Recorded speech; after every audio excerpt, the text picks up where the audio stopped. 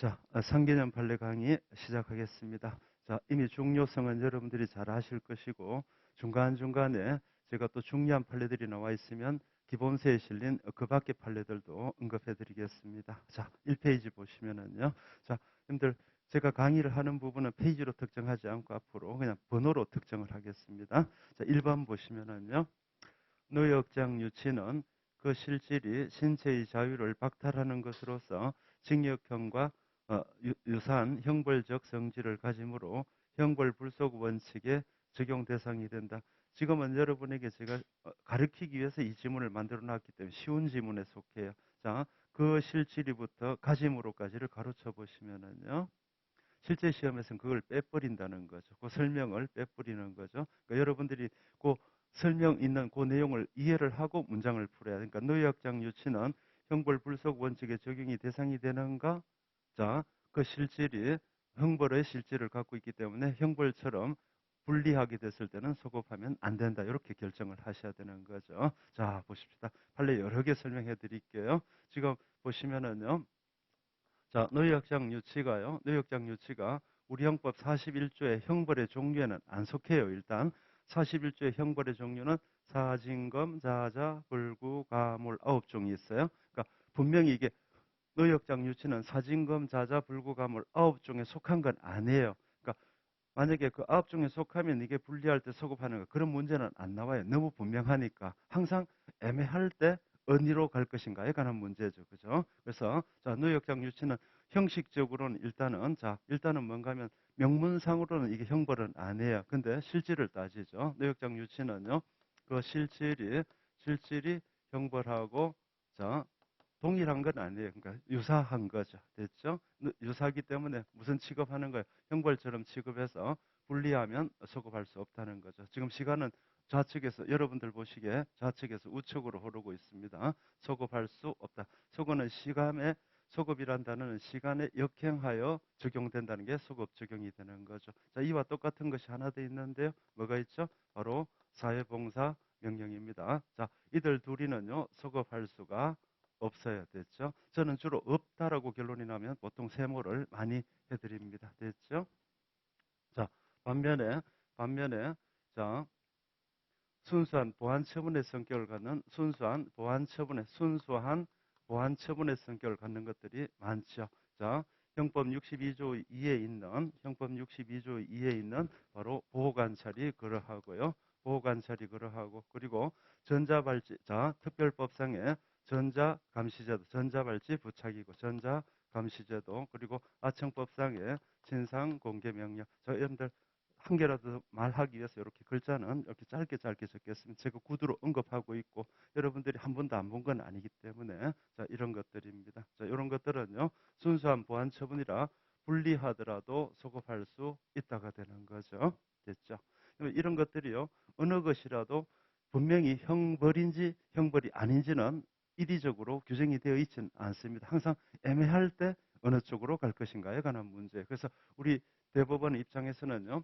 자, 명문상 형벌일 때는 분리하면 소급할 수 없으면 너무나 당연한 것이고, 근데 어때요? 실질을 따진다는 거죠. 사회봉사명령 때 판례가 뭐라 그랬는가 하면, 신체의 자유를 제한하는 성질을 가짐으로, 여기까지 얘기하다가요, 노역장 유치에서 한 발 더 나가, 신체의 자유를 제한하는 그 실질이 형벌과 동일함으로 또는 유사함으로 이렇게까지 얘기를 해서 둘 다 똑같은 말입니다. 됐죠? 그래서 우측에 있는 보관절 소급해도 된다. 또 전자감시도 분리해도 소급해도 된다. 신상공개명령도 그러하다. 됐죠? 지금 하나 가지고 하나, 둘, 셋, 네 개 판례를 더 말씀드려서 한 문제의 가치를 갖는 부분이죠. 됐어요.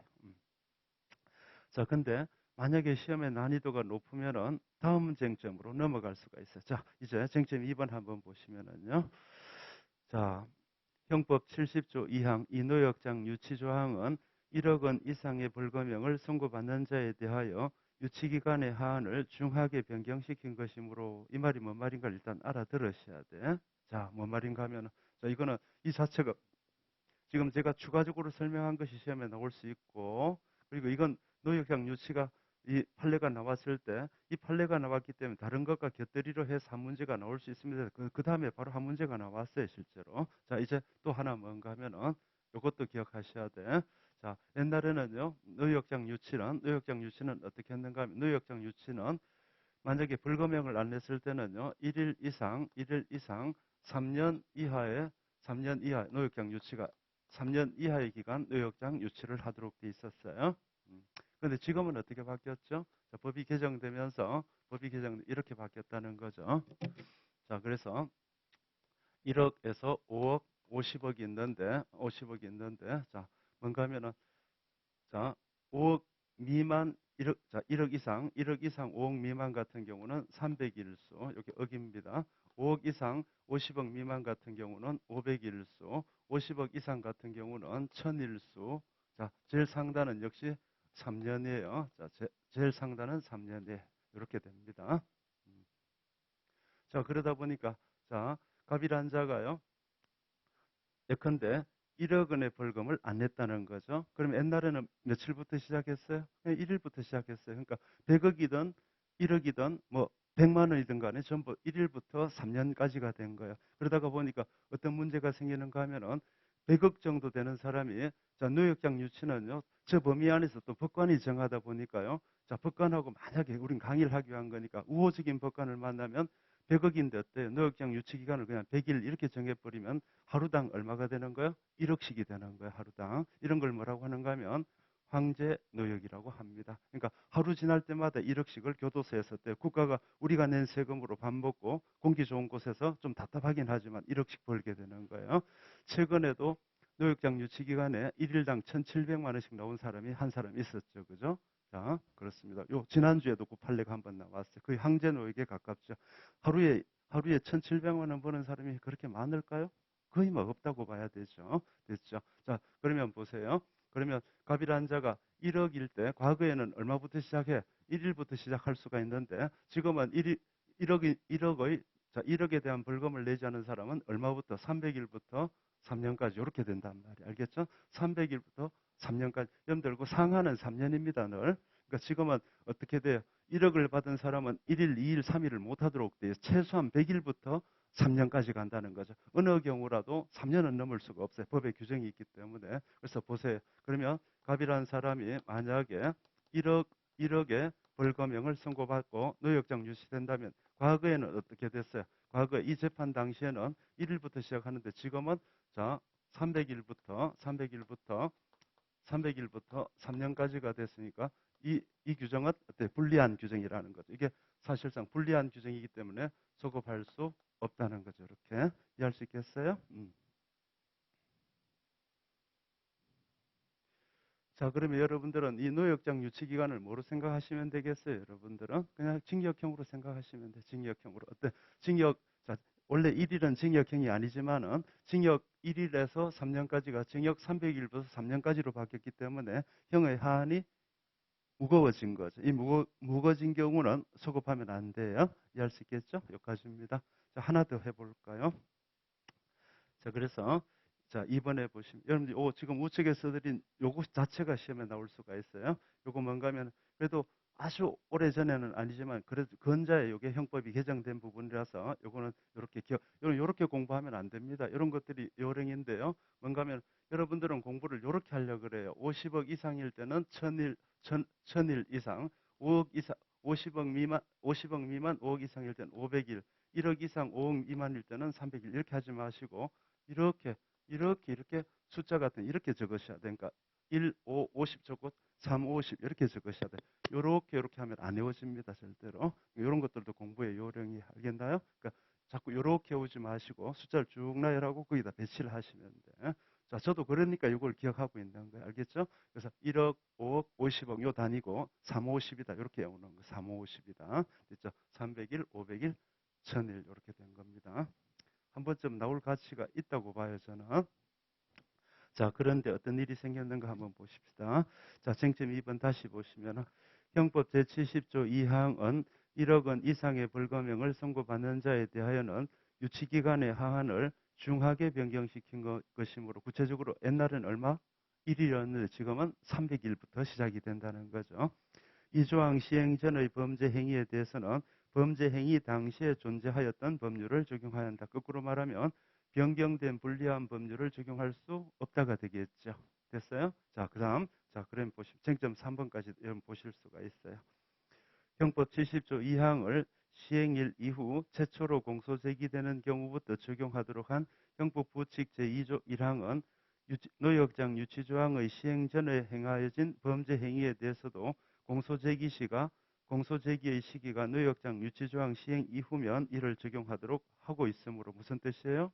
자, 그러니까 부칙이요. 요 법을 개정해 놓고요. 이렇게 법을 개정해 놓고 자, 요렇게 됐던 것을 우측으로 이렇게 개정된 것을 갖다가 개정을 해 놓고 부칙에서 뭐라고 했는가 하면은 자, 요 법 개정 이후에 최초로 공소 제기된 것도 최초로 공소 제기된 사건도 요 규정을 적용하도록 하고 있다는 거. 그러니까 부칙으로 여기에 딱 개정해 놓고 개정 다음 날 공소 제기돼도 이 규정을 적용하도록 하고 있다면. 그러니까 개정된 다음 날 공소 제기됐다는 건 뭐예요? 범죄는 언제 있었다는 거예요? 개정되기 이전에 있었다는 거죠. 개정되기 이전에 있는 사람을 불리하게 바꿔놓고 불리한 규정을 적용한다는 거죠. 부칙조항이. 자, 그러면 부칙조항이 바로 요 얘기가 되는 거야. 이렇게 불리하게 바꿔놓고 부칙조항이 뭐야? 요 범죄가 요 범죄가 개정되기 전에 범죄라도 개정된 후에 불리한 규정을 적용하라고 규정을 하고 있다는 거, 부칙이. 부칙은 방금 어떤 원칙이 어긋났어요? 형벌 불소급 원칙, 즉 불리한 규정의 소급 금지 원칙에 어긋났다는 거죠. 이해가 됐어요? 하나씩 하나씩 알면 더 재미있습니다. 자, 한번 보실까요? 다시 한번 더 읽어드릴게요. 형법 제70조 2항을 시행일 이후 최초로 공소 제기되는 경우부터 적용하도록 한 형법 부칙 제2조 1항은 위헌적인 성격이라는 거예요. 알겠죠? 자, 그래서 70조 2항을 어떻게 바꿔놨어, 지금? 형벌의 실질을 가지는 노역장 유치 규정을 불리하게 바꿔놓고 어때요? 바뀐 다음에 범죄부터 적용한다고 해라. 바뀌기 이전에 범죄도 바뀐 이후에 공소 제기되면 적용을 하도록 하고 있다는 거죠. 됐죠? 그래서 결국 이혼 결정 받았어요. 이거 자, 한번 보세요. 이는 범죄 행위 당시보다 불이익한 법률을 소급 적용하도록 하는 것으로서 헌법상 형벌 불속 원칙에 위반된다라는 거죠. 자, 4번까지도 보실 수 있어요. 현재의 3과 같은 이혼 결정의 선고로 이 규정은 무효가 됐죠. 무효가 됐으니까 이 규정을 적용할 수 없게 된 거라는 거죠. 됐죠? 이게 결론입니다. 그래서 형법 시험에서는 아마 2번 쟁점까지는 충분히 나올 수 있다고 봅니다. 저는. 됐죠? 자, 2번 문제로 넘어가겠어요. 자, 요 규정은요, 9시 뉴스에도 나올 정도로 시사성이 있었던 것인데, 자, 그러니까 이 9시 뉴스에 나왔다는 것은 국민들이 꼭 알아야 할 판례였다는 거죠. 자, 보십시다. 근데 이게 안타깝게도 가치가 뚝 떨어진 것이 지금은 별 한 개나 반 개 정도밖에 안 돼요. 왜냐하면 법이 요것이 개정이 됐어요. 개정이 돼가지고 가치가 떨어졌어요. 그래도 기억은 해 두셔야 돼. 자, 보십시다. 도교법 148조 2 제1항의 44조 1항을 2회 이상 위반한 사람은 했는데 44조 1항이 바로 뭔가 하면 음주운전입니다. 음주운전을 하지 말라는 이 규정을 위반한 사람은 2회 이상 음주운전 금지 규정을 위반하여 음주운전을 하였다는 사실이 인정되는 사람을 의미하며 그에 대한 형선고나 유죄 확정 판결 등이 있어야 하는 건 아니다 했어요. 자, 보십시다. 요 도로교통법은 어떻게 되어 있는가 하면은 이렇게 되어 있었어요. 자, 제가 강의 때마다 말씀드리지만 희미하게 아는 거는 아무것도 모르는 겁니다. 그렇게 하면 헛수고가 되고요. 약간 힘들더라도 10개를 희미하게 아는 사람보다는 5개를 제대로 아는 사람이 성적이 더 높습니다. 그러니까 확실하게 알아야 돼, 확실하게. 자, 이 도교법은 이렇게 돼 있었어요. 자, 2번의 음주운전 전과와 추가적으로 한 번 더 음주운전을 하면은 가중처벌하도록 돼 있어요. 형량은 시험에는 안 나오는 거니까 가중처벌하도록 돼 있었어요. 근데요, 가본 뭔가 하면은요, 자, 1회 음주운전에 대해서는 약식이 확정이 됐어요. 약식이 확정됐다는 건 재판이 확정됐다는 건데, 두 번째 음주운전은 위반된 상태는 위반은 되긴 됐지만은, 음주운전에 위반은 됐지만 아직 재판을 받고 있질 않아요. 재판을 받지 않고 있는데 또 한 번 더 음주운전 위반으로 다시 요 기소가 된 거예요. 과연 요 규정을 적용할 수 있는가에 관한 문제인데, 2회 이상 위반했다는 건요. 그냥 그야말로 위반만 하면 되지. 위반되어 어때요? 유죄 확정 판결을 받았다까지 요구하는 게 아니라는 거죠. 됐죠? 그래서 이 사건은 자, 나름대로 변호인은요. 변호사였던 자, 변호사가 변호인으로 선임된 다음에 봐라. 이 이 도로교통법은 2회 이상 위반한다 그랬지만은 지금 이 갑에 대해서는 2회 위반했지만은 2회 위반 중에 하나는 재판이 유죄가 확정됐지만 이건 유죄가 확정 안 됐으니까 이 규정을 적용하지 말아달라고 부탁을 한 거예요. 하지만 우리 대법원은 위반은 뭐예요? 자, 불허했더니 지금 현재 기준으로 보자면 0.0 한 7이 두 번 이상 나왔으면 세 번째 0.07이 나오면 뭐가 돼요? 이 규정이 바로 적용된다는 뜻이에요. 알겠죠? 그러니까 위반만 하면 된다는 거지. 위반해서 유죄가 확정이 된 두 번 위반으로 유죄가 확정이 됐는 것이 두 번 이상 있어야 된다. 그건 아니라는 거죠. 됐죠?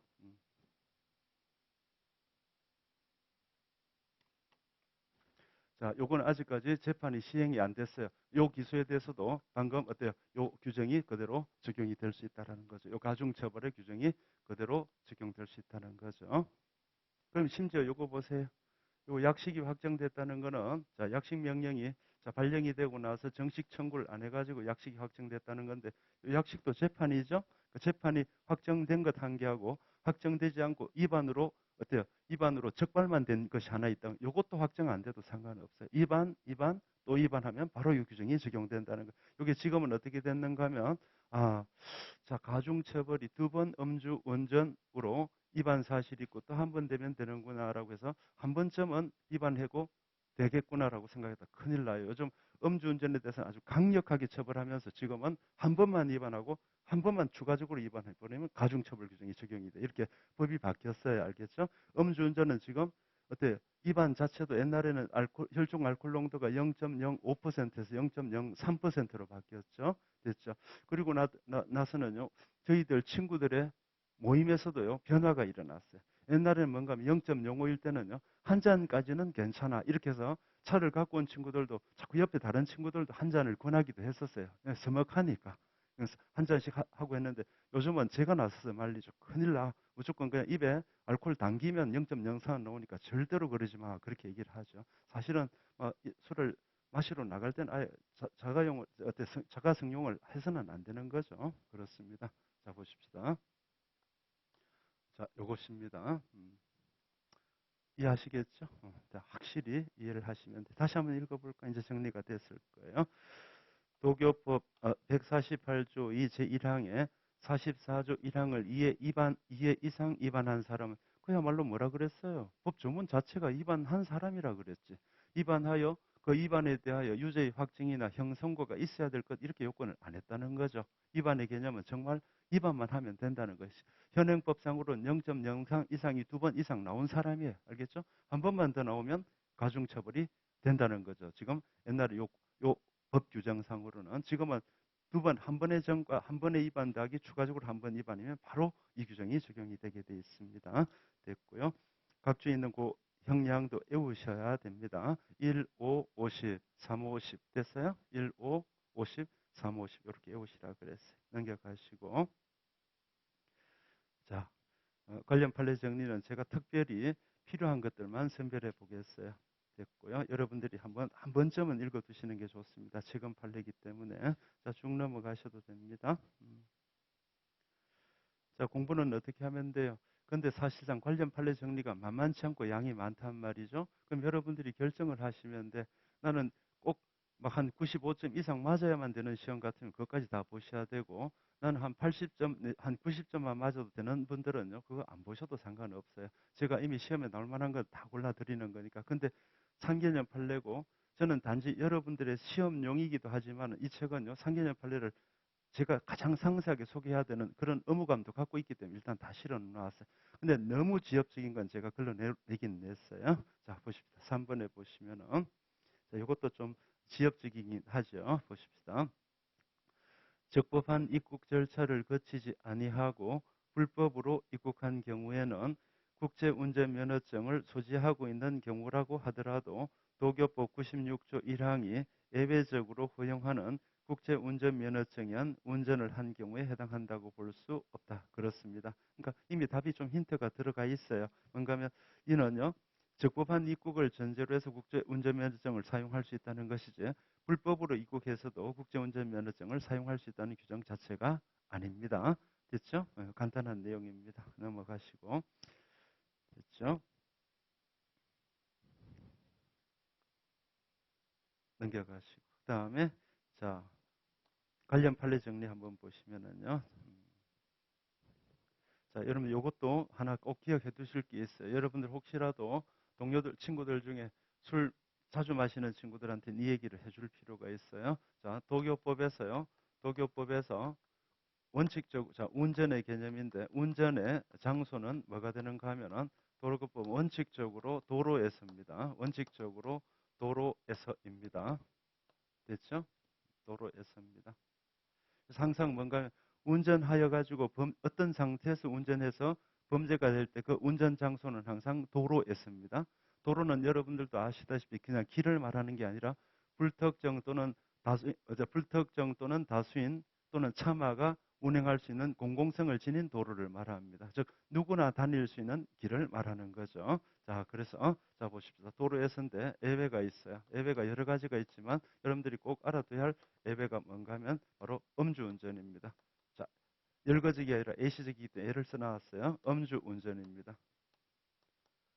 자, 그러면 자, 뭔가 하면은 음주운전은 도로에서가 아니라 예외가 인정되기 때문에 도로 바깥에서도 음주운전을 하면 처벌받는다는 거예요. 알겠죠? 음주운전은 도로는 물론이고 도로 이외의 장소에서도 다 음주운전이 돼버립니다. 알겠죠?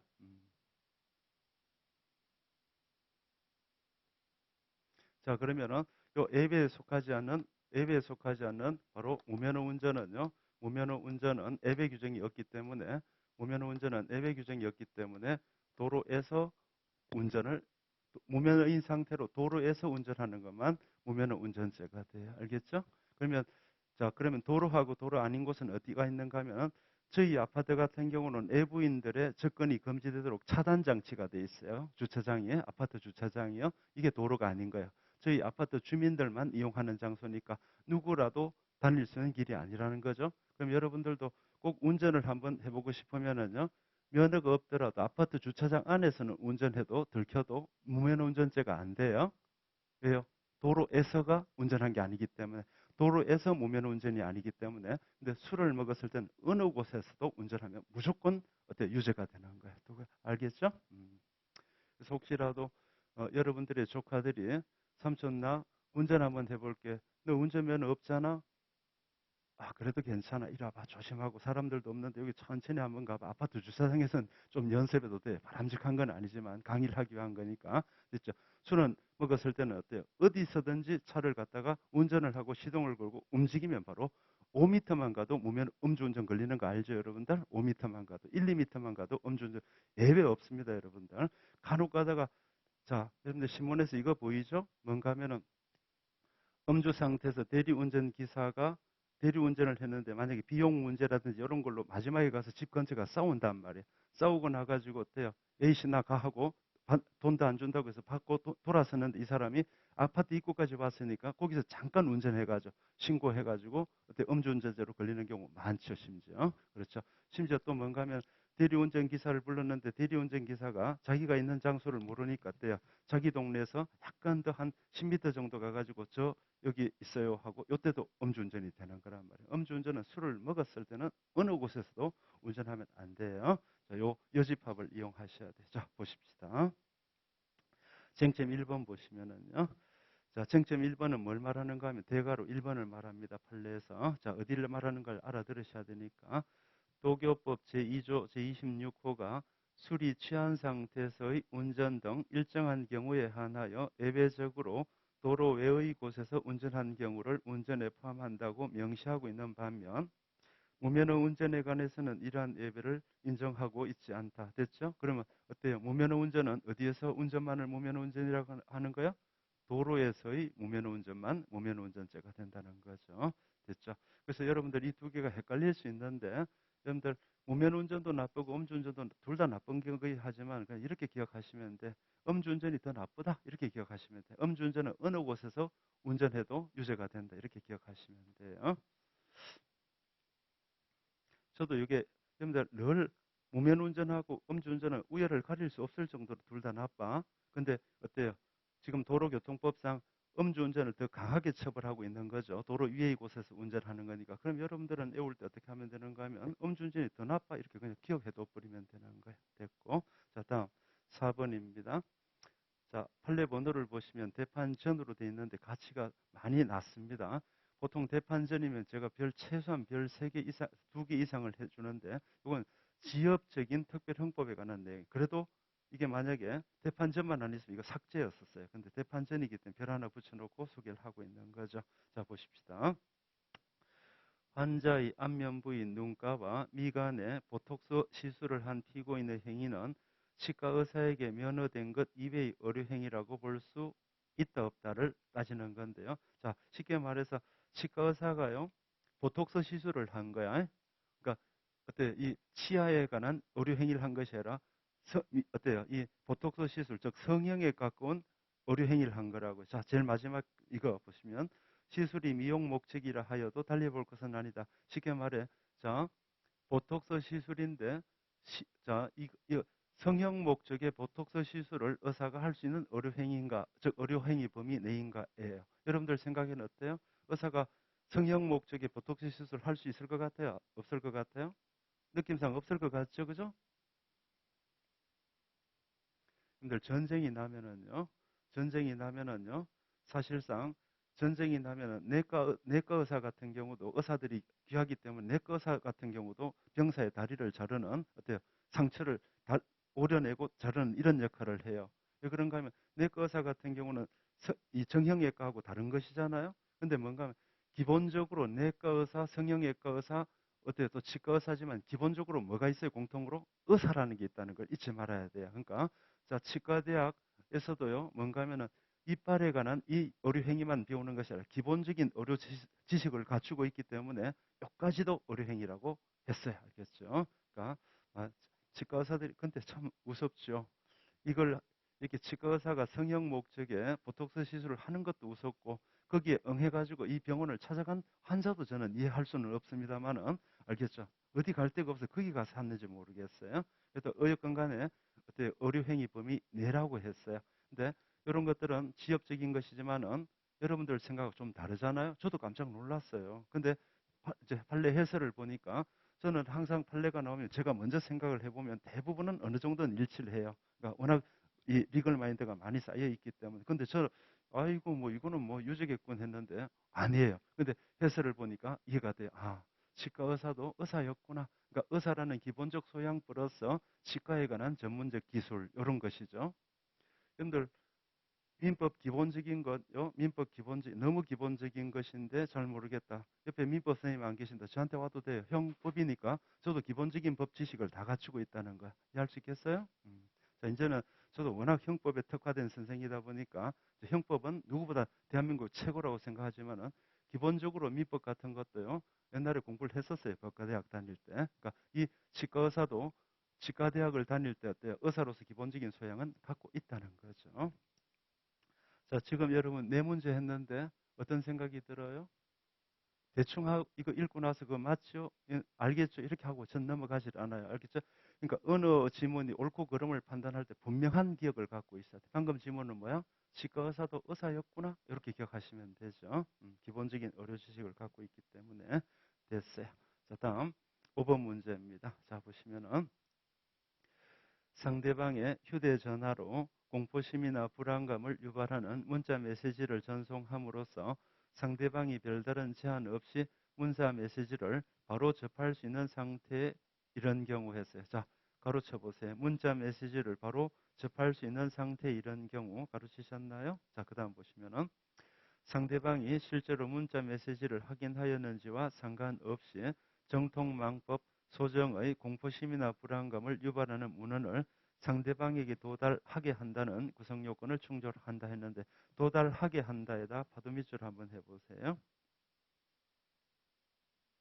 자, 구성요건은 뭔가 하면은요. 공포심이나 불안감을 유발하는 문헌을 상대방에게 도달하게 한다는데 자, 도달하게 했는가를 따지면 돼요. 도달의 개념은 뭐죠? 도착했다는 개념이지 도착한 것을 갖다 상대방이 알았다는 개념이 들어가 있질 않습니다. 그래야 안 그래? 그러니까 여러분들 이런 거죠. 자, 저도 가끔 가다가 집 바깥에 있는데 메시지를 받아요. 자, 기하께서 신청하신 상품이 문 앞에 어때요? 배달되어 도달되어 있습니다라는 문자 메시지를 받아요. 제가 집에 있다 그러면 어때요? 즉시 접할 수가 있는 상태가 되었죠. 하지만 보세요. 제가요, 그 실제로 어때 그 내용을 확인 안 했더라도 도달은 한 거란 말이에요. 여러분들 중에서도 자 가끔 가다가 지금 핸드폰을 안 열어보고 계시잖아요. 안 열어봤지만 문자 메시지 어때요? 도달되어 있던 거 맞죠? 너무 쉬운 거예요. 알고 보면 알겠죠? 도달은 확인 개념까지 들어가 있는 게 아닙니다.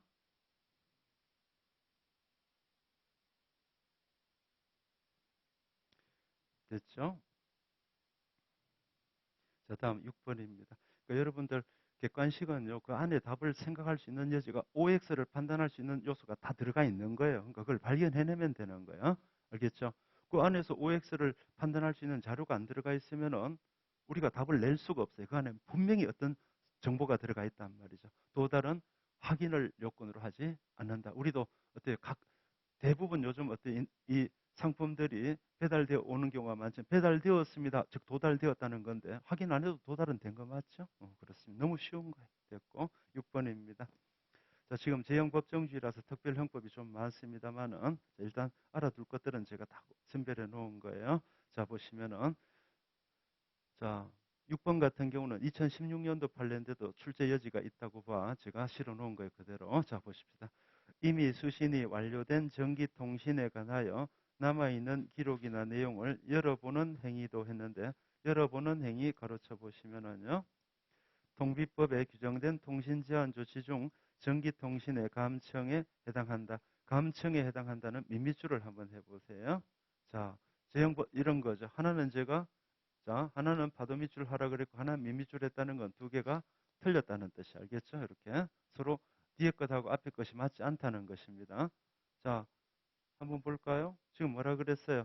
열어보는을 갖다가 동그라미 한번 해보세요. 열어보는. 감청에서요. 감청에서 청을 갖다가 세모 한번 해보세요. 열어보는 게 보는 게 무슨 청 듣는 것이에요. 열어보는 거하고 듣는 건 다르지. 나 열어봤어. 너 들었니? 말도 안 되는 소리지. 그러니까 듣는 것하고 열어보는 건데 자꾸 애우려 그런다. 통째로. 지금 이 문장은 전체로 뭐예요? 전체적으로 열어본 것을 갖다가 듣는 것이라고 볼 수 있는가에 관한 문제. 여러분들 보는 것하고 듣는 것은 다른 개념이죠? 그래 안 그래요? 됐죠? 감자가 들어갔다는 거는 감시 목적으로 몰래란 뜻이 들어가 있는 거죠. 감청 됐죠. 영장 없이 자, 이 감청을 하면 안 되는 거죠. 너무 쉬워요. 이런 거 그동안에 외우신 분들 문장을 통째로 외웠기 때문에 그래. 열어보는 것은 듣는 것이 아니다. 이런 뜻이 너무 쉬운 거잖아요. 됐고 다음 어, 관련 판례 정리 보시면은요. 쟁점 2번에 보시면 이건 약간 지엽성을 갖고 있습니다만은 최근 판례에 이점이 있어요. 그러니까 시험, 중요도는요. 최근 판례 더하기 대판전 이거 최고로 중요한 것이고요.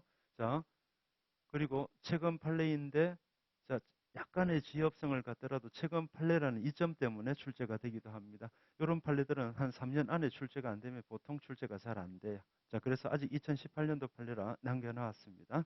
보십시다. 약간 어려워요. 자 보십시다. 타인의 비밀, 자 정통망법입니다.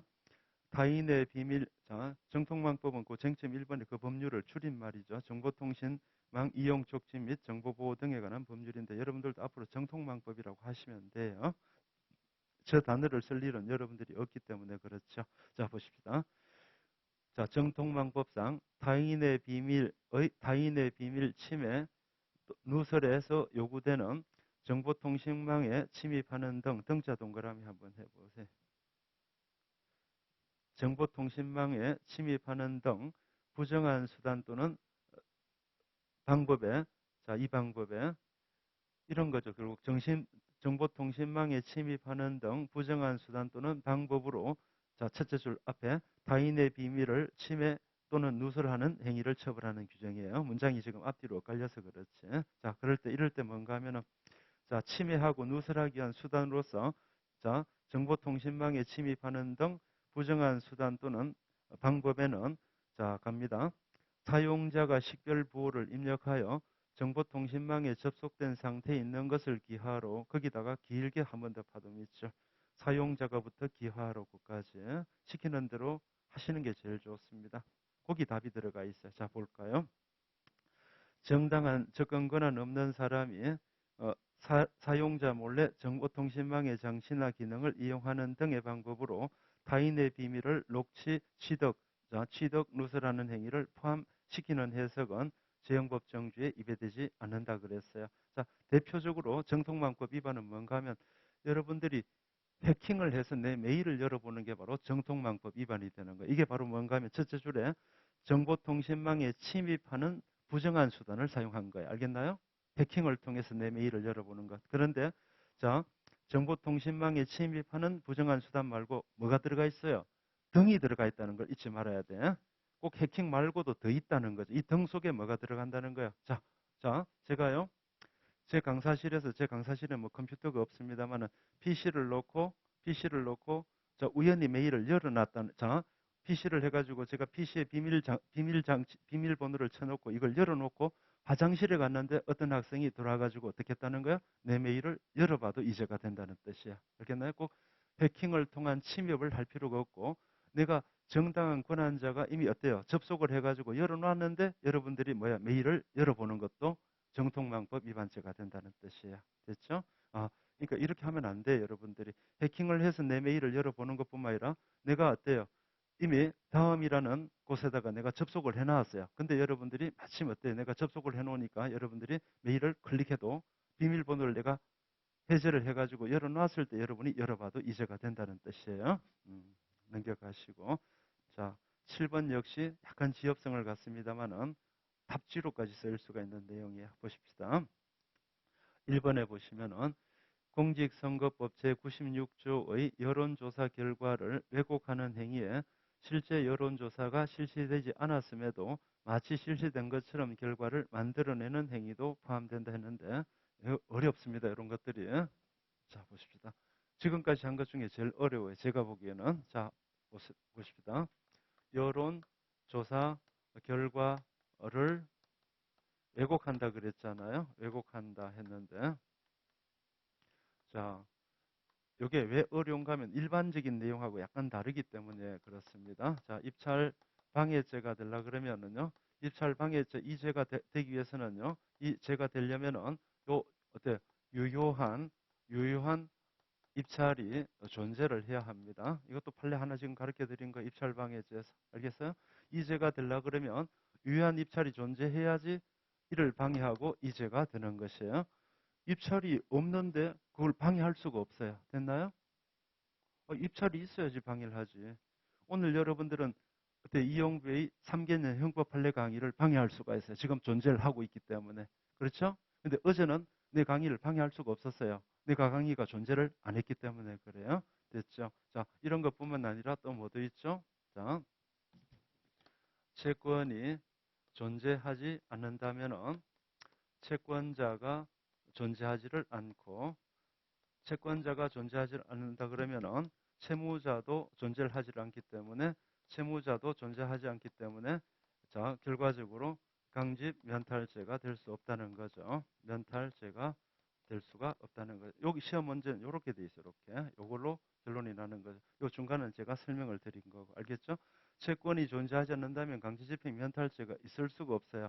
채권이 없으면 강제집행이 있을 수가 없잖아요. 그래 안 그래? 그럼 강제집행 면탈이 안 되는 거지. 자, 제가 가끔씩 드는 예인데, 자, 남자분들, 자, 성인 남자분들 중에 건강한 사람이 병력 업무 이행하는데 신체상 이상이 없는 사람이요. 어때요? 뭐, 애국으로 도망가버리지 한다 그러면 뭐라 그래, 이걸 갖다가? 병력을 면탈한다. 이렇게 병력을 기피한다. 그렇게 말해요. 그렇지만 병력 의무가 없는 여성분들은 대한민국 여성분들은 병력을 기피할 수가 없어요. 알겠죠? 병력 의무 자체가 없기 때문에 그래요. 됐죠? 그런데 잘 보세요. 보통은요.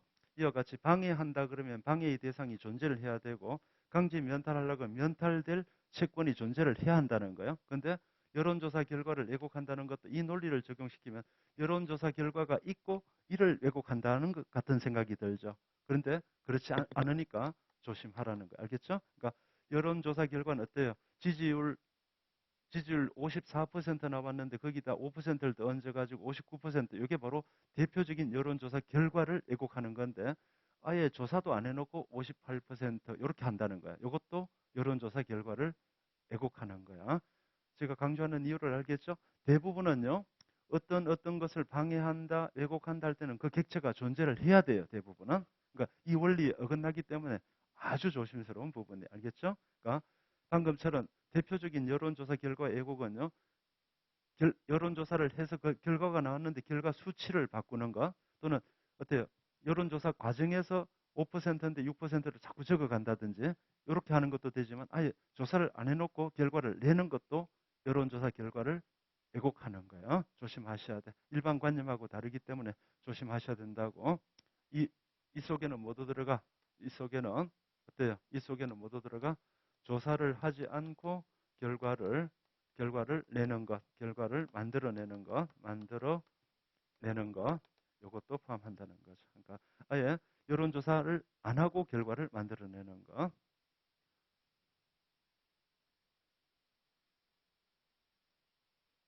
다시 읽고 정리합니다.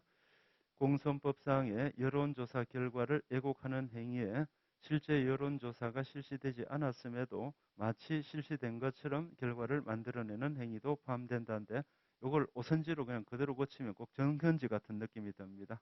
이제 한번 만들어 볼까요? 공선법상 여론조사 결과를 왜곡하는 행위는 여론조사 결과의 존재를 전제로 왜곡하는 행위를 말하므로 여론조사를 하지도 않고 결과를 만들어내는 것은 이에 포함되지 아니한다. 더 맞는 것 같잖아요. 지금 제 말에 따르면은. 그러니까 항상 간단하게 하는 게 아니라 여러분을 설득한단 말이야. 그럴듯한 말로 넘어가면 안 돼. 그러니까 여러분들이 이걸 착각하는 경우가 많은데 제가 희미하게 알면은 아는 게 아니라고 한 것도 마찬가지예요. 그리고 어느 정도 알아도 맞히는 거하고는 별개 문제가 돼. 왜? 어느 정도 아는데 나중에 자꾸 설득을 하거든요. 어느 정도. 사기를 당하는 것도 뭔가 이상하지만 설득을 당하기 때문에 사기를 당한 거라고요. 생각해 봐요. 시중에 있는 이익보다도 2배를 주겠다라고 하는 건데 그건 정상이 아니잖아요. 근데 어때요? 그럴듯하게 말한단 말이에요. 왜?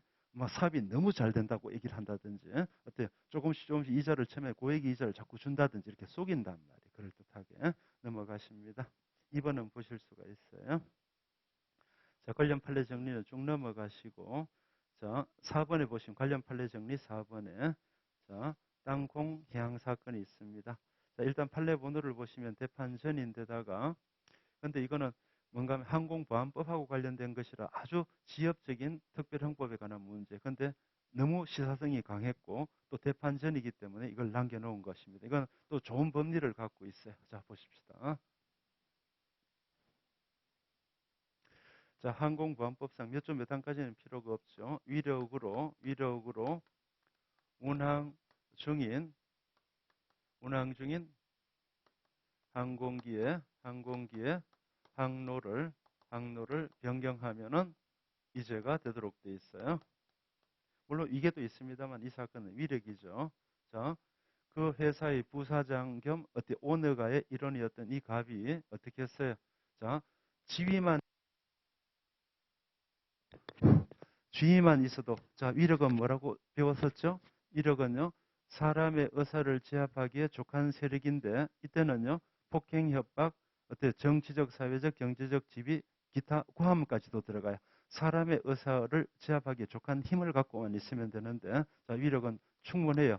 지위도 있었고 뭐 땅콩을 또 실제로 집어 던지기도 하고 그랬었죠. 자 위력 지위가 있기 때문에 위력은 통과됐고 자, 운항 중인 항공기인데, 자, 운항 중의 개념은 여기까지는 필요가 없어요. 이건 나중에 요것만 알면 되는 건데, 자, 운항 중인데 항공보안법에는 운항 중이라는 개념 자체가 법 조문에 쓰여 있었어요. 운항 중이라 하면 자, 항공기에 문을 닫고 자, 항공기가 자, 출발을 위하여 문을 닫고 문을 닫은 시점부터 이 비행기가 움직일 때부터 자, 지상길을 갔다가 이륙해서 다시 목적지에 도착해서 자, 공중에서 지상에 도착해서 다시 또 길을 가다가 나중에 자, 손님들이 내리는 고장소에서 문을 열 때까지를 운항 중이라 그래요. 자, 운항 중은 언제부터다?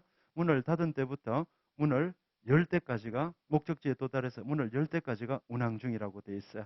자, 그래서 이 사건도 어떻게 했는가 하면은 미국에서 비행기가 문을 닫았어요. 일단 문을 닫고 자, 비행기는 이렇게 하는 거죠. 자, 여기서부터 출발해 가요. 자, 출발해 가지고 자, 공중에 떴다가 다시 도착해서 여기서 어때요? 자, 도착, 여기서 자, 문을 여기다가 닫고요. 여기다 열었습니다. 여기까지가 뭔가 하면 운항 중이라는 거죠.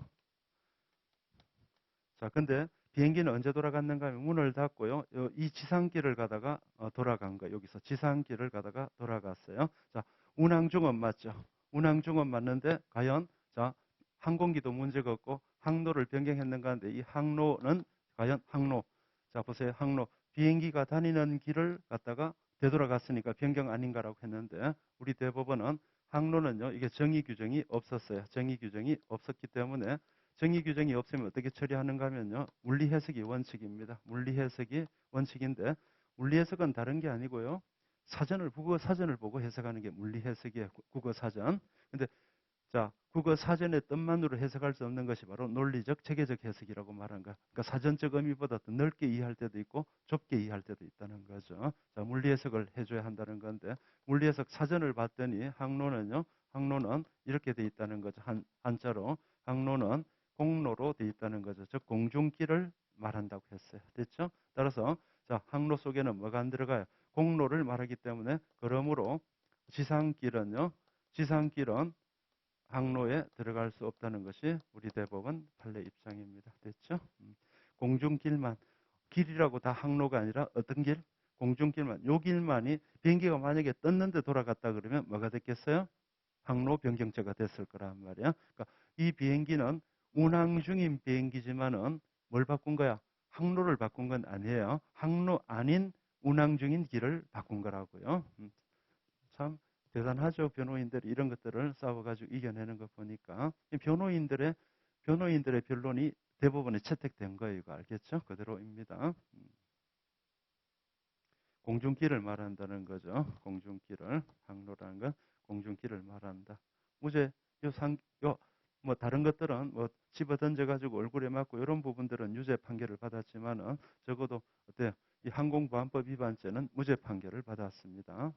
이렇게 이걸 보면 여러분들이 특히 여기 이제 나중에 장차 변호사를 목적으로 한다든지 이런 분들 같은 경우는 하나씩 하나씩 다 싸워줘야 돼. 위력인가 아니라고 한번 해봐야 되고 운항 중인가 이건 빼도 박도 못해. 왜? 정의 규정이 있었기 때문에 이건 못 싸워. 정의 규정이 딱 맞아 들어갔기 때문에 문을 닫고 열기 전에 비행기였기 때문에 운항 중인 항공기는 맞았어. 하지만 항로 요걸 싸운 거야. 변경도 맞지. 가다가 돌아갔으니 변경도 맞아. 요거 단어 한 개로 이겨낸 거야. 피고인 측에서. 됐어. 넘어가시고. 자, 읽어볼까요? 언더라인만. 지상의 항공기가 이동할 때, 자, 지상에서 이동하는 것도 뭐죠? 아까 문을 닫고 이동 중이면 뭐가 돼? 지상으로 이동하든 공중으로 이동하든 운항 중은 맞아. 그렇지만은 그 이유만으로 그때 다니는 지상의 길까지 항로로 해석하는 것은 문헌에 가능한 의미를 벗어난다. 지상길을 항로라고 할 수 없다. 왜? 공로, 공중길을 항로라고 사전에 되어 있기 때문이다. 됐죠? 천만 다행이었던 거예요. 만약 여기도 항로 규정이 딱 있어갖고 항로라 하면 닫고 열었을 때까지 비행기가 움직이는 구간을 항로라 그런다 했으면 보나마나 그냥 유죄였던 거죠. 근데 지금 그 규정이 없었어요. 다행스럽게. 넘어가시고. 다행스럽게 저한테 다행스럽다는 게 아니라 저 피고인한테 다행스러웠던 거죠. 자, 넘어가시고. 자, 10페이지고 10번 판례 보시면은요. 자, 이것도 약간 지엽성은 있습니다. 근데 그래도 3년 안에 판례이기 때문에 기억해 두셔야 돼요. 자, 10번에 보시면은 쟁점 1번에 폭처법 제7조는 정당한 이유 없이 이 법에 규정된 범죄에 공용될 우려가 있는 흉기, 그 밖에 위험한 물건을 휴대하거나 제공 알선한 사람은 처벌한다라고 규정하고 있다는 거죠. 자, 정당한 이유 없이 범죄에 공용될 우려가 있는 흉기 등을 갖다가 흉기 등을 휴대하거나 등했을 때 처벌하는 범죄라는 거죠. 자, 보십시다. 그 다음 판례. 자, 그 다음 언더라인. 폭처법 7조에서 말하는 이 법에 규정된 범죄란 폭처법에 규정된 범죄만을 의미한 이 법에 그건 너무나 쉬운 거지. 이 법이니까 이 법이 어떤 법이겠어? 폭처법 자신이지. 넘어가시고 자 쟁점 2번인데 여기 좋은 내용이 들어가 있어요. 다른 데도 영향을 많이 미쳐. 오늘 이 내일하고 모레까지 수업 끝날 때 되면요. 요 논리가 한 두세 번이나 쓰입니다. 이 짧은 강의 안에도. 자, 보십시오. 이런 걸 리걸 마인드라 그래. 보십시다. 자, 언더라인 보시면은 정당한 이유 없이 폭처법에 규정된 범죄에 공용될 우려가 있는 흉기를 휴대하고 있었다면 다른 구체적인 범죄 행위가 없었더라도 휴대 행위 자체에 의하여 폭처법 위반죄의 구성 요건을 충족하는 것이지만 여기까지는 크게 문제가 없는데 자 이제 나옵니다. 핵심이 가로쳐 보세요. 흉기나 그 밖에 위험한 물건을 소지하고 있다는 사실만으로 첫 번째 가로 그 다음 또다시 가로 여시고 폭처법에 규정된 범죄에 공용될 우려가 있는 것으로 추정된다고 볼 수 없다. 두 번째 가로 이해가 되나요? 길게 썼지만 그 내용이라는 것이죠. 자 그러면 결국 뭔가 하면은요. 지금 폭처법의 구성 요건은요. 자, 정당한 이유 없이는 논외로 하고, 자, 정당한 이유 없이, 자, 범죄에, 자, 범죄에 공용할 우려가 있는, 자, 흉기, 기타, 위험한 물건인데, 흉기에 기타, 위험한 물건을 갖다가 휴대하면은 우범자죄로 처벌받게 되는데, 이렇게 하면 안 된다는 거죠. 자, 흉기, 기타, 위험한 물건을 휴대하고 있었으니까 범죄에 공용할 우려가 있는 것 아닌가라고 추정을 할 수 있는가에 관한 문제예요. 추정하면 안 되는 거죠. 왜요? 가지고 있다는 것하고 범죄에 공할 우려가 있다는 건 이런 걸 뭐라고 하는가 하면은 경합적 요건이라 그래요. 경합적 요건. 이것 따로 갖추고 저것 따로 갖춰야 돼. 그럼 검사는 어떻게 했어야 되겠어요?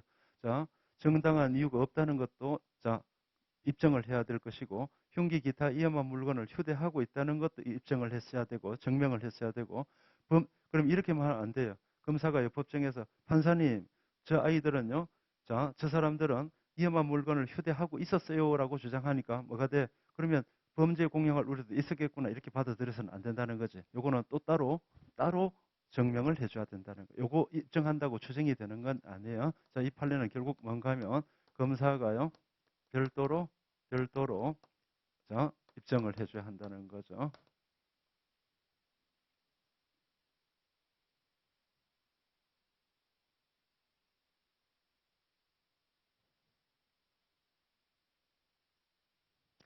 자, 이 용어를 기억하시면 좋아. 경합적 요건이란 말은 따로 똑같이 대등한 요건이니까 어느 하나 때문에 어느 하나는 딸려간다 그런 뜻이 아니에요, 절대로.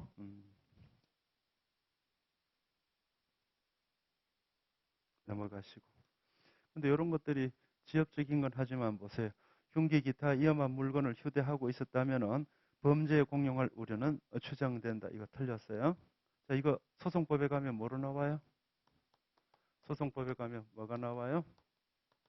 자, 소송법에서 전문법칙에 보면은 312조, 자, 312조 1, 2항 같은 경우, 자, 검사 작성, 피고인에 대한 피신조서, 자, 당해 피고인에 대한 피신조서 같은 경우는, 자, 전문법칙의 요건이 적법 절차와 방식, 그리고 성립의 진정, 그리고 특신 상태, 실질적 진정 성립, 특신 상태 요 세 가지 요건인데 적법 절차와 방식이 인정된다고 해서 실질적 진정 성립이 추정되지 않는다는 판례가 있어요. 경합적 요건이기 때문에 그래. 알겠죠? 이것보다는 사실 소송법까지 시험 과목에 들어가시는 분이라면 이게 더 중요해.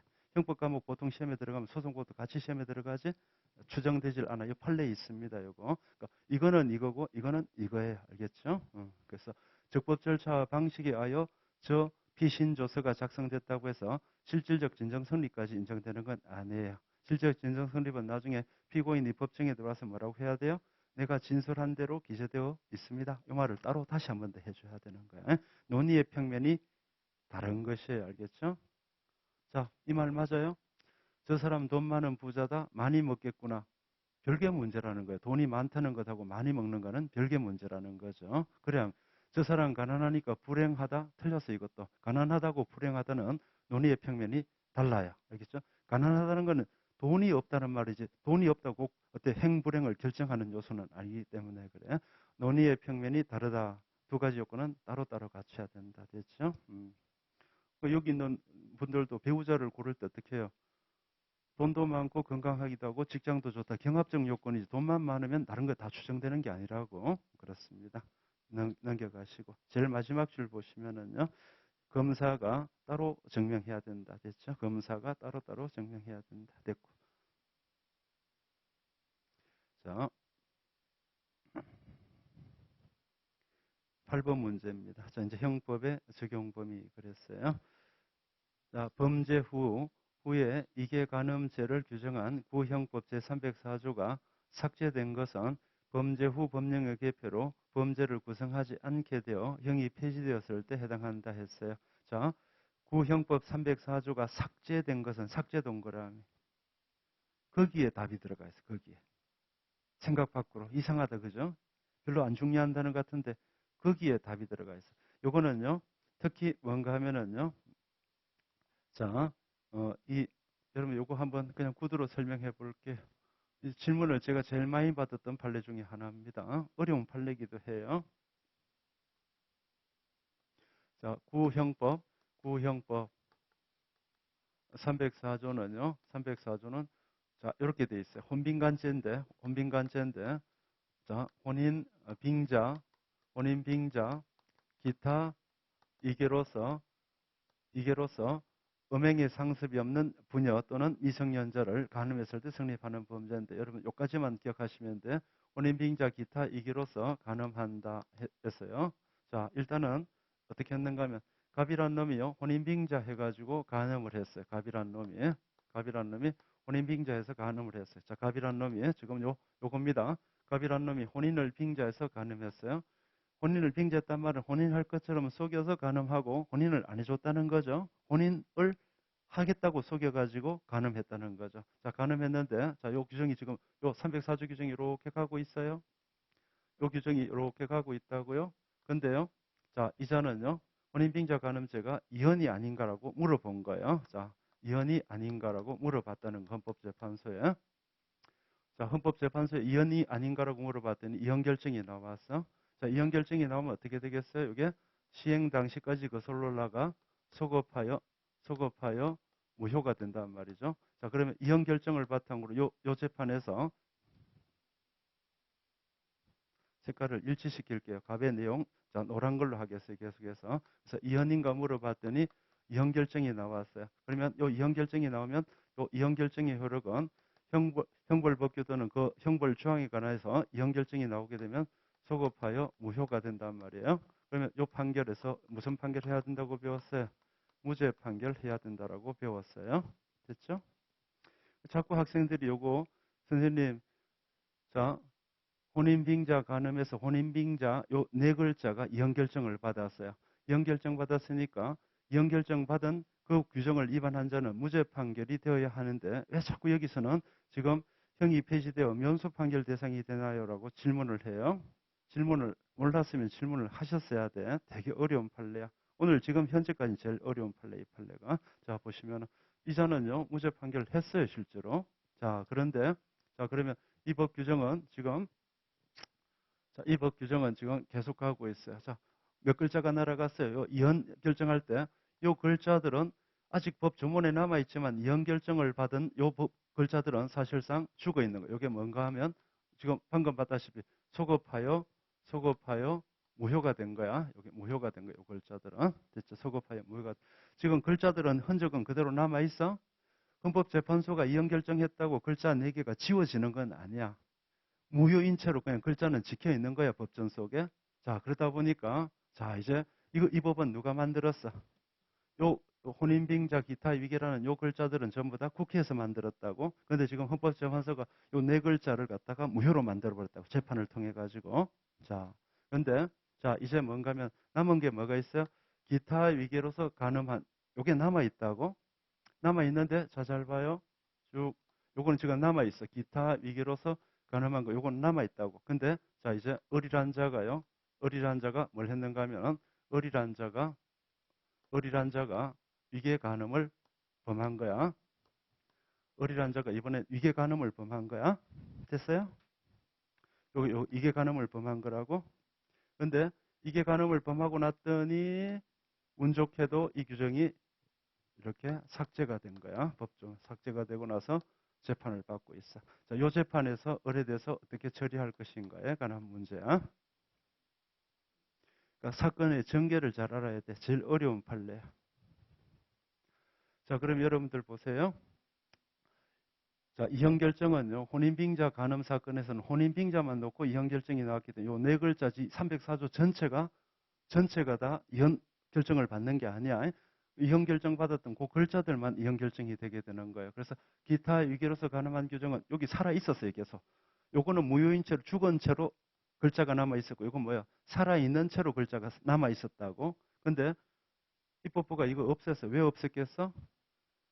혼인빙자 기타 위기라 그랬으니까 혼인빙자는 위기의 하나의 성질이라고. 그러면은 가만 놔두면 나중에 가만 놔두면 나중에 이게 가늠한 사람도 나중에 이거 시비 걸면 뭐가 나오겠어?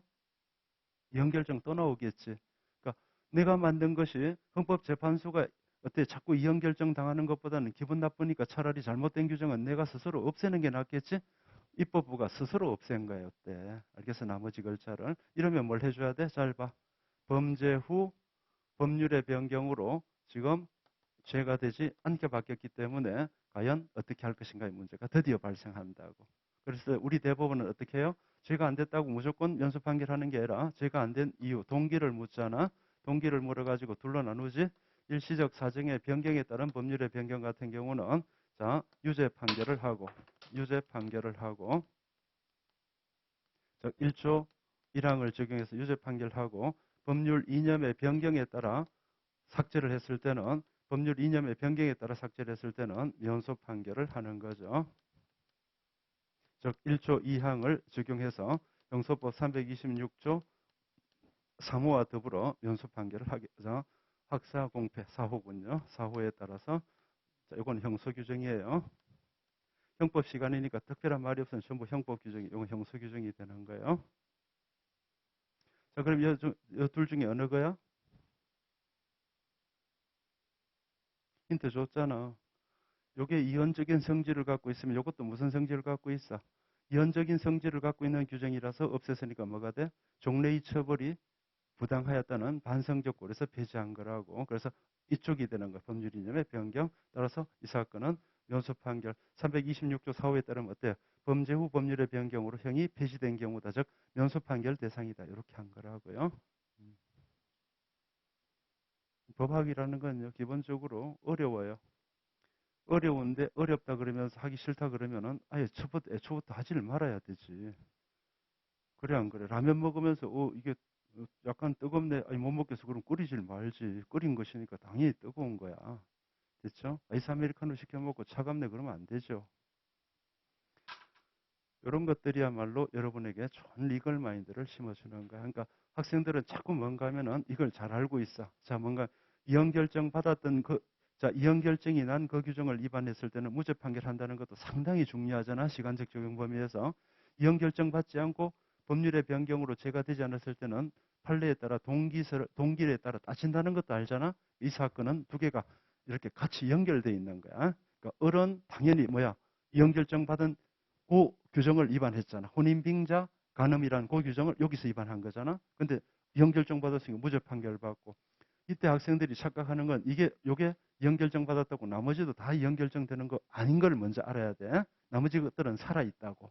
됐죠? 근데 살아있다가 이제 이게 간음을 범했는데 어때 입법부가 가만 생각해 보니까 가만 놔뒀으면 을도 당연히 여기서 뭘 걸겠어? 이게 간음이란 요 단어도 현이에요 하면 이 을도 무죄 판결 받았을 건데 어때요? 헌법재판소에서 이형 결정 나기 전에 입법부가 스스로 없앴다는 거야. 됐죠?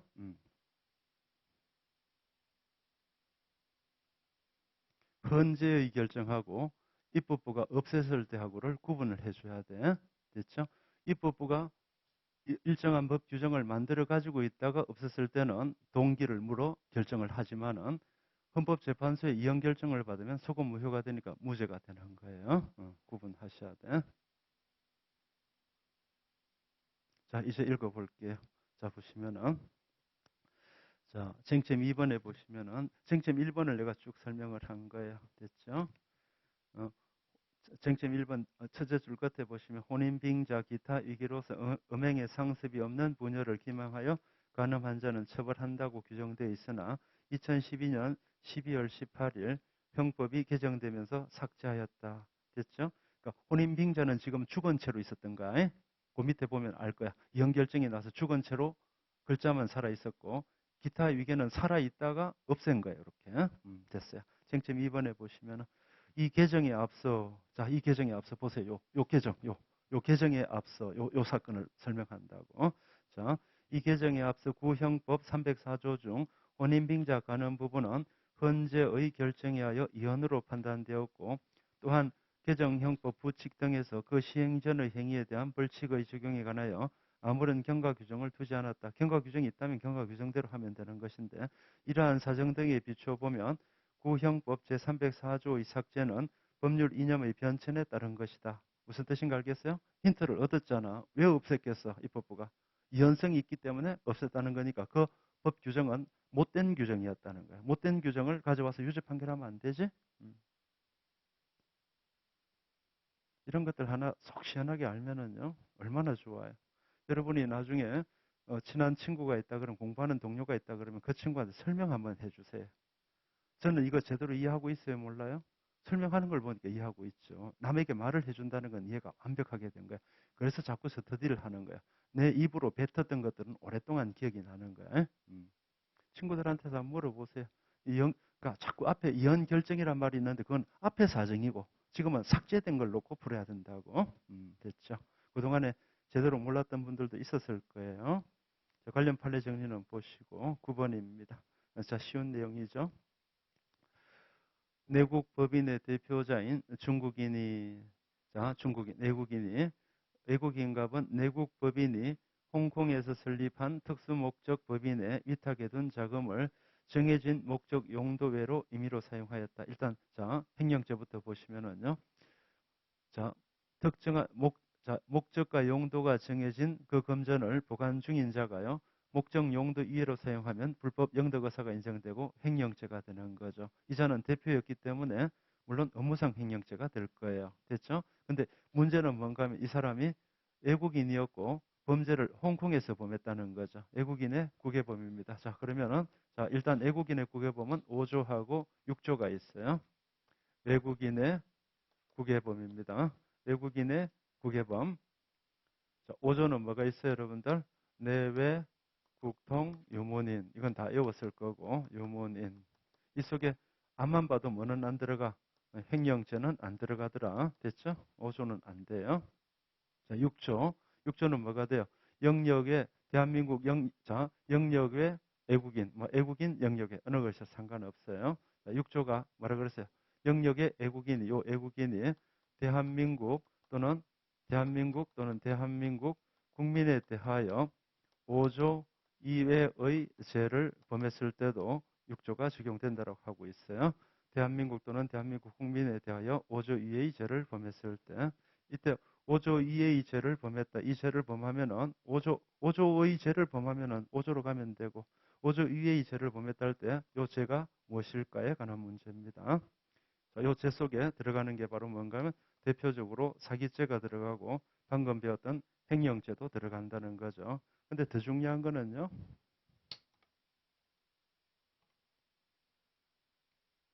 자, 이 속에 뭐는 안 들어가요?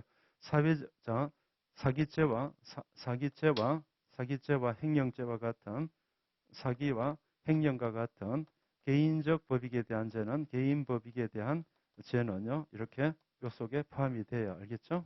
하지만 여러분 더 중요한 건 뭐죠? 바로 이 죄 속에 못 들어가는 거. 5조 이외의 죄라고 다 되는 것이 아니라 5조 이외의 죄 속에는 5조 말고 다른 죄도 다 되지만 이 피해자를 잘 봐야 돼. 뭔가 하면 5조 이하의 죄를 범하는가 동시에 경합적 요건으로 대한민국이나 대한민국 국민의 법익을 직접적으로 침해해야 돼. 알겠나요? 자, 5조 이하의 죄는 많다고. 근데 5조 이하의 죄를 어떻게 해야 돼? 5조 이하의 죄 중에 다 되는 게 아니라 이 죄를 범하면은 대한민국이나 대한민국 국민의 법익을 직접 침해해야 돼. 그래서 이 속에 안 들어가는 게 바로 사회적 법익에 관한 죄는 이 속에 못 들어가는 거야. 지금 이 횡령죄는 들어갔으니까 끝났어요. 뭔가 대한민국 국민에 대하여 5조 이하의 죄를 범한 거야. 횡령죄, 사기죄 같은 거는. 그런데 사회적 법익에 관한 죄 뭐가 있어요? 판례 3개나 있죠. 자, 사문서를 위조했다. 중국인이 중국에서 사문서 2조죄를 범했더라도 이 대한민국 또는 대한민국 국민의 국민에 대하여 직접적 법익을 침해하는 5조 범죄가 안 된다는 뜻이야. 또 2조 사문서 행사죄도 이 속에 안 들어가고요. 이런 것들은 사회적 법익에 관한 죄라서 6조가 적용될 수 없다는 거야. 그리고 또 뭐가 있어? 대한민국 국적 주식회사의 인장을 위조한 4인장 2조죄 사건이 전부 다 지금 판례 3개나 되었어. 알겠죠?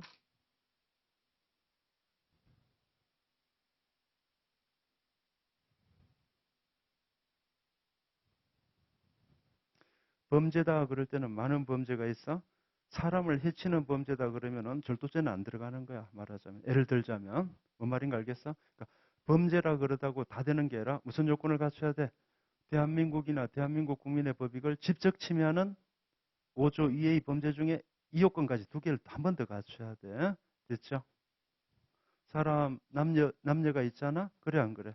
대한민국에서 때 사람, 군대 가야 할 사람 속에는 여성이 못 들어가. 사람 속에는 여성도 들어가지만 군대에 가야 할 병력 의무가 있는 사람 속에는 여성은 일단 병력 의무가 없기 때문에 이해할 수 있겠어요? 그러니까 요 요건하고 이 요건하고는 다른 거야.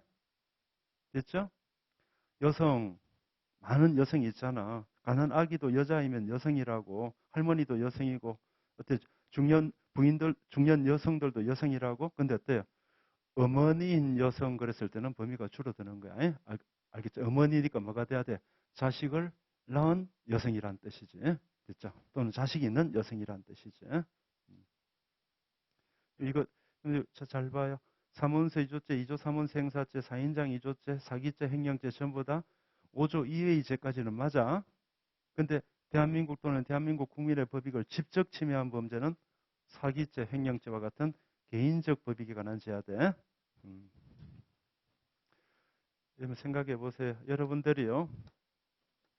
자, 갑이란 자가 이용배의 허락도 없이 이용배라는 문서에 자, 계약서를 작성했어요. 정여 계약서를 작성했다고.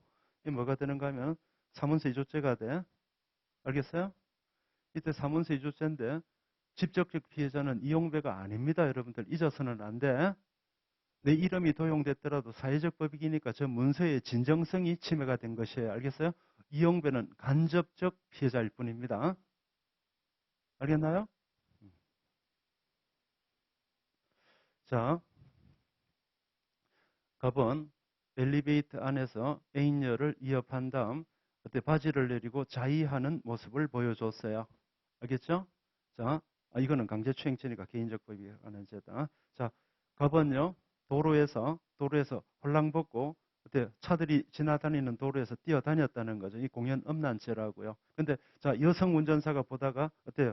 이 빨가벗고 뛰어다니는 사람을 봐서 그날 굉장히 기분이 나빴어. 하지만 공연 음란죄는 사회적 법익에 관한 범죄야. 알겠죠? 그러니까 이거를 쳐다본 사람 기분 나쁜 거 이걸 보호하려고 하는 게 아니라고요. 알겠나요? 그렇습니다. 참 좋은 리걸 마인드가 있어서 자꾸 여러분에게 이해시켜 드리려고 노력을 하고 있는 거야. 하나씩 해석을 해야 돼. 5조 이하의 범죄는 많아.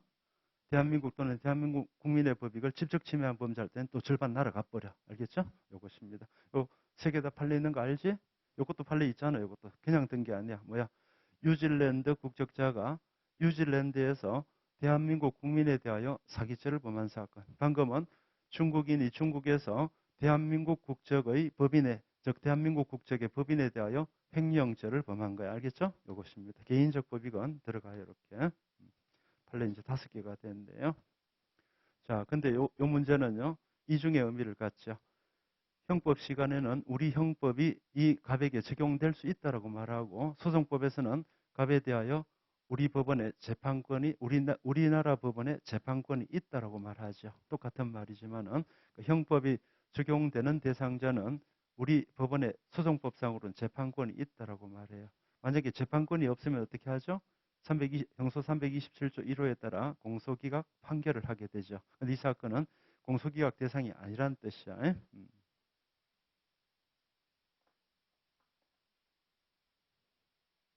형법에서는 우리 형법이 적용될 수 있다. 소송법에서는 우리 법원에 재판권이 있다. 그렇게 말한다고요. 넘어가시고요. 자, 만약에 자, 미국 대통령이 우리나라에 와가지고요. 기자가요. 자, 뭐 코로나에 잘 대응을 못 하신다고 소식이 많은데요라고 하니까 어때요? 이 대통령이 화가 나서 누굴 뺨을 때렸다는 거죠.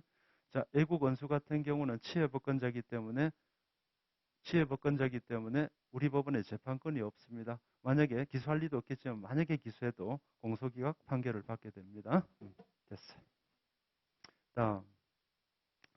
자, 1, 2번 다 설명을 드렸고, 자, 10번입니다. 매우 중요하죠.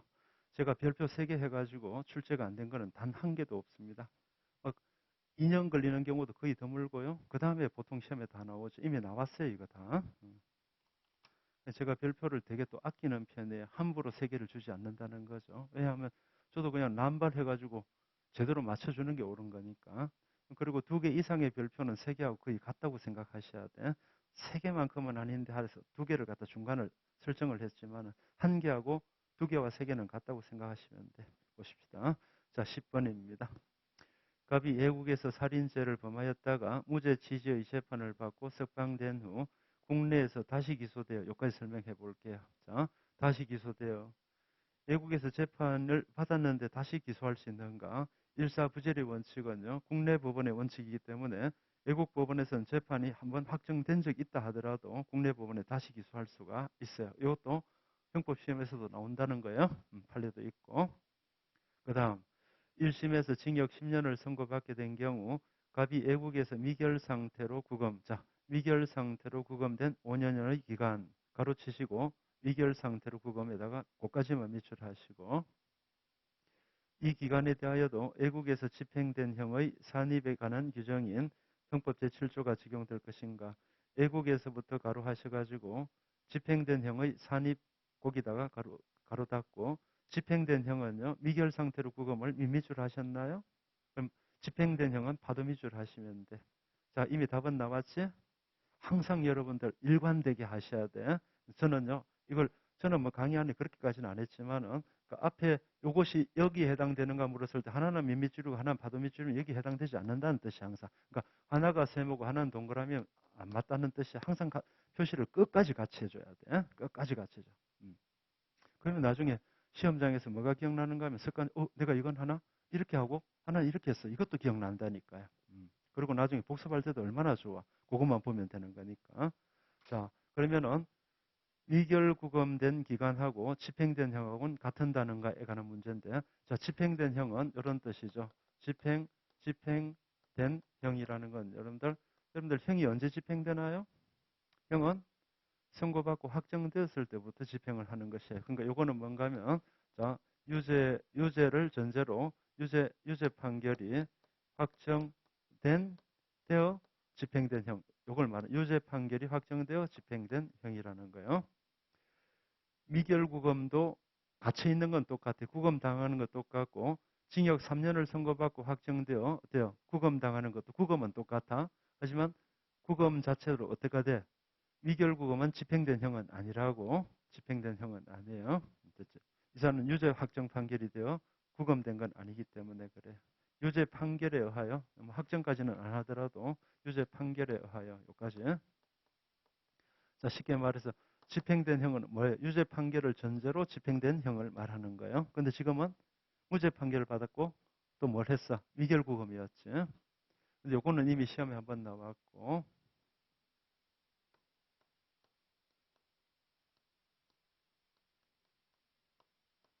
자, 요게 하나 방금 봤고요. 자, 지금 필리핀국에서의 미결구금 기간 이것이 집행된 형은 아니다. 따라서 7조가 적용될 수 없다. 자, 근데 이것이요. 필리핀국에서 미결구금 기간이 우리 형법 57조에 미결구금 기간에 포함될 것인가에 관한 문제입니다. 물론 요 판결의 전제로 쓰기가 된 것이지만 수험적으로는 이 두 개로 그냥 나눠보시면 돼. 자, 미결구금 기간은 유죄 판결이 확정되지 아니한 이게 미결의 판결이 확정되지 아니한 기간 동안에 구금된 걸 말하잖아. 이건 유죄 판결을 전제로 하는 것이니까 안 들어가. 자, 이제 여기는 좀 더 비슷해졌지. 그래 안 그래? 근데 이것도 잘 보시면 미결국은 기관은 우리 대법원이 이렇게 해석해요. 우리나라에서 우리 법원의 우리 사법 절차상 미결국은 기관 보세요. 요건 보세요. 미결국은 기관은 같이. 근데 요건 뭐가 돼? 우리 사법 절차상 미결국은 요거는 필리핀국에서의 미결국은 기관이니까 적용이 안 되는 거예요. 이렇게.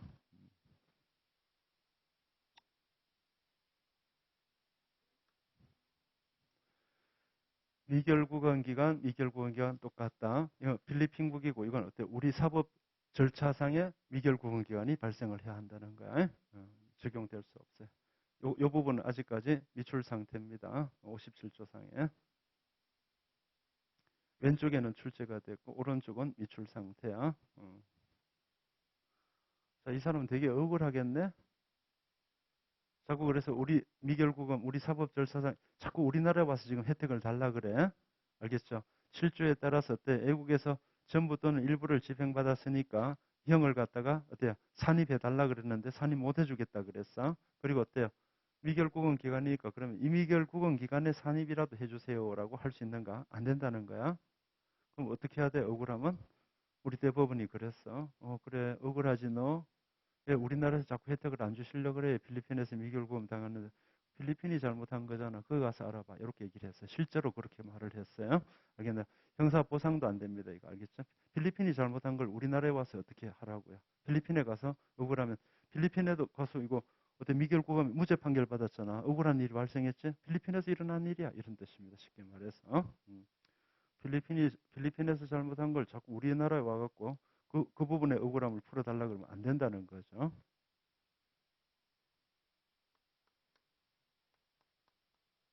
됐고요. 자, 여러분들 지금 기본 문제는 하나를 뽑아놨기 때문에 자, 해설 부분에 가보시면 판례 해설에서 그 쟁점 2번 찾아보시면은요. 그 위쪽 부분에 언더라인 나와 있죠. 자, 그 두 줄. 자, 쟁점 2번 기준으로 위로 올라가 보시면 언더라인 있죠. 이와 같이 애국에서 이루어진 미결구금을 형법 57조 1항에서 규정한 본형의 단형이 산입되는 미결구금과 같다고 볼 수 없다. 위에 있는 내용들을 내가 미리 요약해서 설명을 드린 거예요. 넘겨가시고.